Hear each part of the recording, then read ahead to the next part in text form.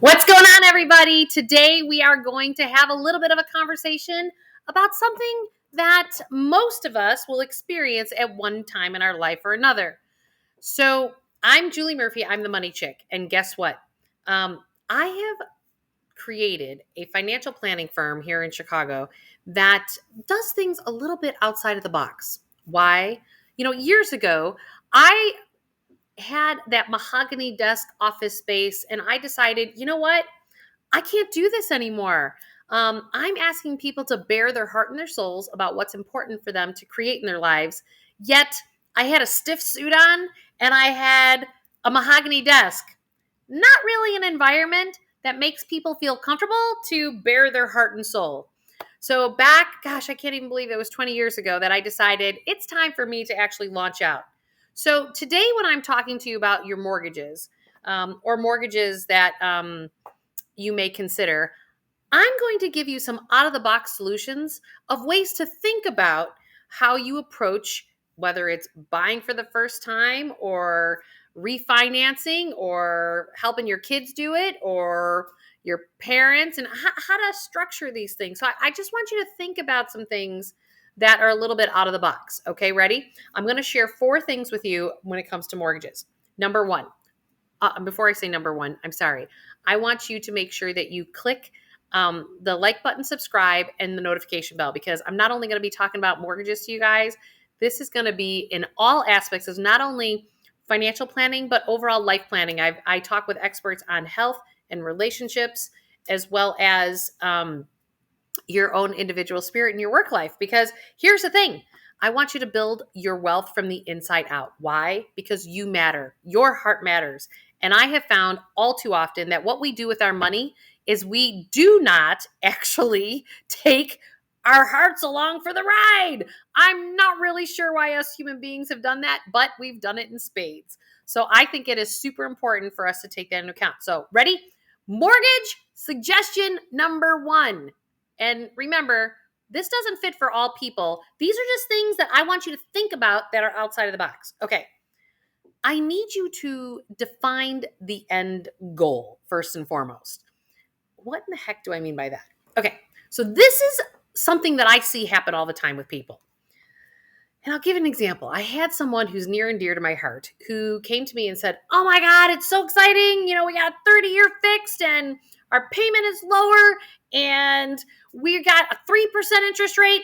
Sound familiar to anybody out there? Guess what? It's happening to a lot of people these days. And you know what? As interest rates have been low for so much of my career, which has been almost 30 years, it's kind of crazy in the fact that nobody asks the question. Are you ready for this? Here's the question I want you to ask yourself. At what age do you no longer want to have a mortgage? Seems to be a fair question. Yes, right? Every time I help anybody individually with this, nobody in that process asks, at what age do I no longer want to pay on this? Fascinating. So this person who's near and dear to me came to me and they were super excited that their payment went down. They got some relief. They felt like it was good. And then I said, "Can I ask why you want to pay that off at 82 years old?"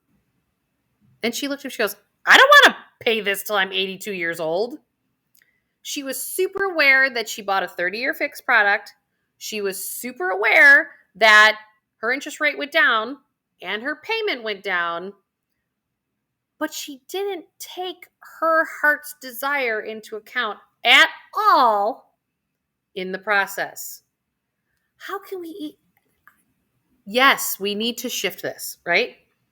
And that's okay if she wants a 30-year fix with a lower payment, and that's totally fine. But the part that didn't resonate, the part she forgot about, was 82. So then when I got a hold of her, I was like, "Okay, so what age do you want?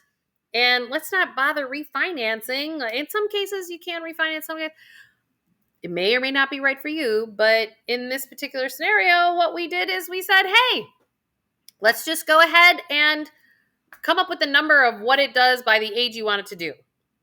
So many of us don't realize that you can actually dictate to the actual person what your amortization schedule is. So that's point number 2.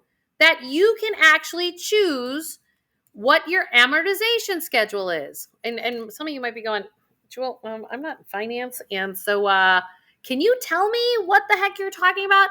That just means how much of interest and principal is going to be paid, and depending on how many years you stretch it out, depends on how much goes of which and where. And I know that's not very technical, but one of the things you're going to learn about me is that I speak financial English, meaning that I say it in a way that you will actually get it and it will actually land in your system, because we want to take these hard concepts or things that seem esoteric and outside of ourselves, and I want to ground them into your system.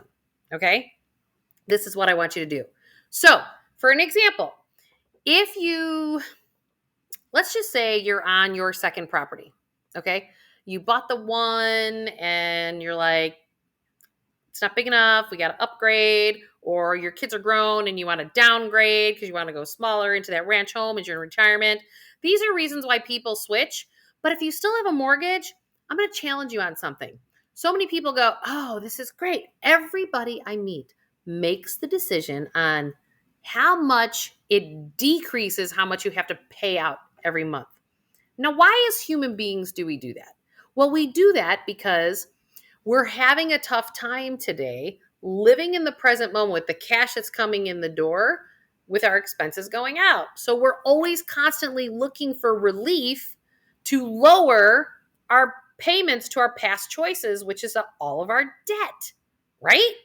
Kind of makes sense on one level, but is that really, it gives you temporary relief. It's kind of like, think of it like a diet, right? Like, I'm going to give up Oreo cookies because I know they're not healthy for me and I want to lose a bunch of weight, but you really like Oreo cookies. So then you deny yourself those Oreo cookies. And then what happens? Within like 2 months, you're eating a whole sleeve of Oreo cookies because you denied yourself along the way. Our money works the exact same way.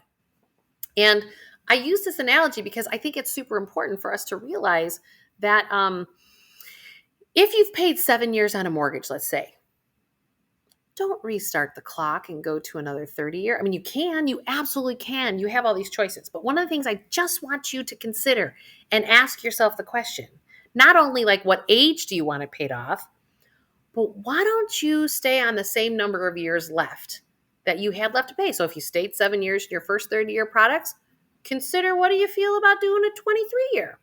People feel really good that they chop off years that they don't have to pay. Have you ever seen anybody when they pay off their mortgage? They're really excited. They really like it. Why is it that they like it? Because nobody likes having to wake up every morning and work for a bank. Nobody physically likes that. Now, you might be one of those left-brain logical people out there, and you might say, but Jewel, if I can borrow money here and I can make more money over here, that is true.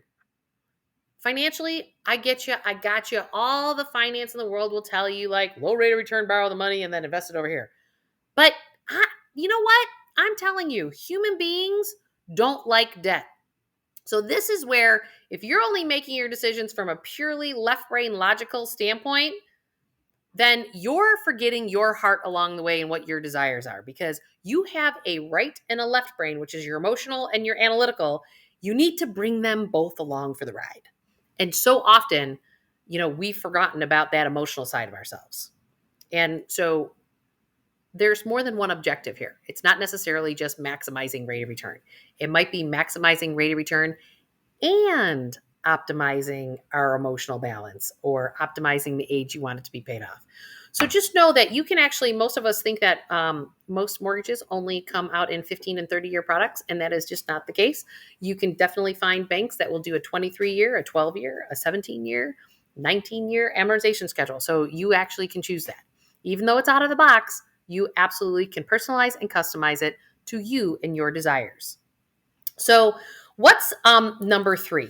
Number 3, this goes back, this is another goal. Like, if I want you to consider, if you're a person that's buying a property and you've got 5 to 7 years, then and you're saying, we're going to upgrade because this is our starter home, right? We talk about, hey, this is our starter home.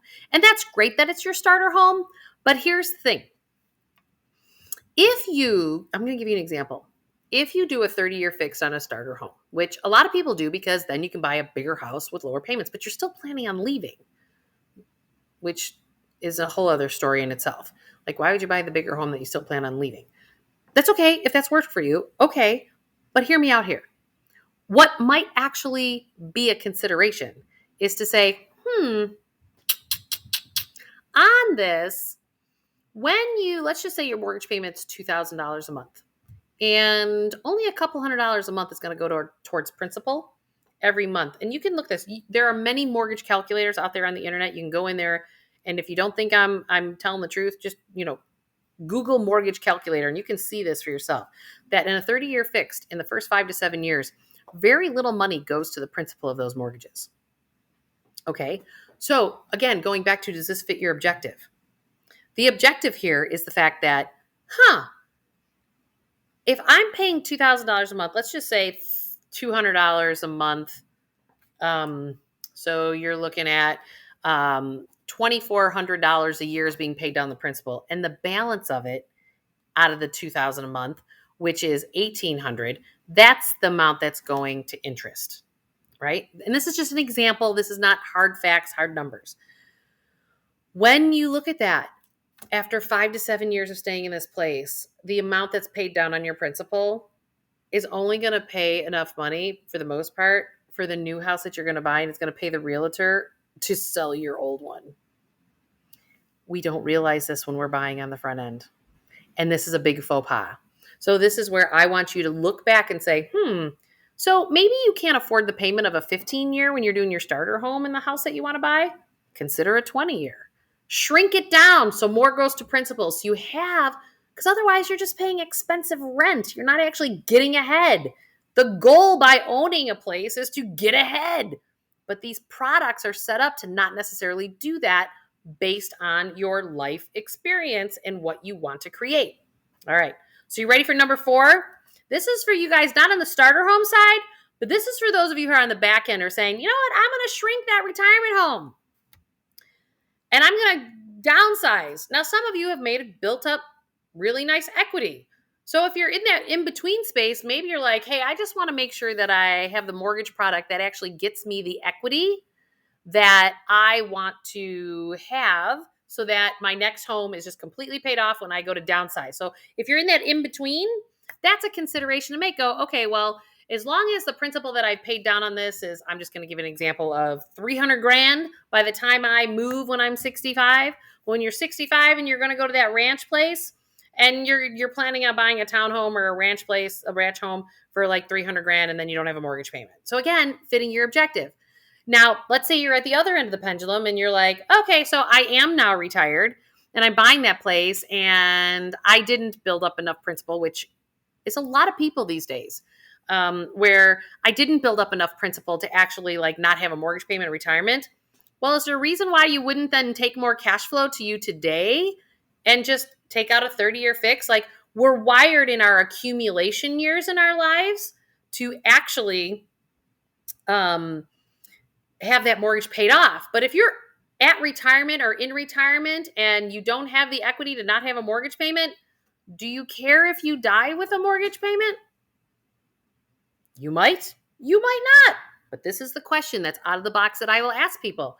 And often people will be like, yeah, I don't really care because whatever's in there is going to go to my heirs anyway. So why not decrease your cash outlay? You stabilize, except for your tax bill, your monthly mortgage payment as opposed to renting.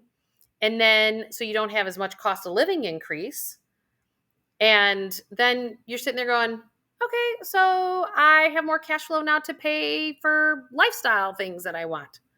All 3 different ways of looking at things, whether it's a starter home or you're in between or you're at retirement. But I want you to take into considerations, what are your goals and the things to consider in that process. Now, I mentioned this a little bit earlier, and this is number 5. This is I want you to think about your money in what I call your financial past, living in the present moment, and planning for the future all at the same time.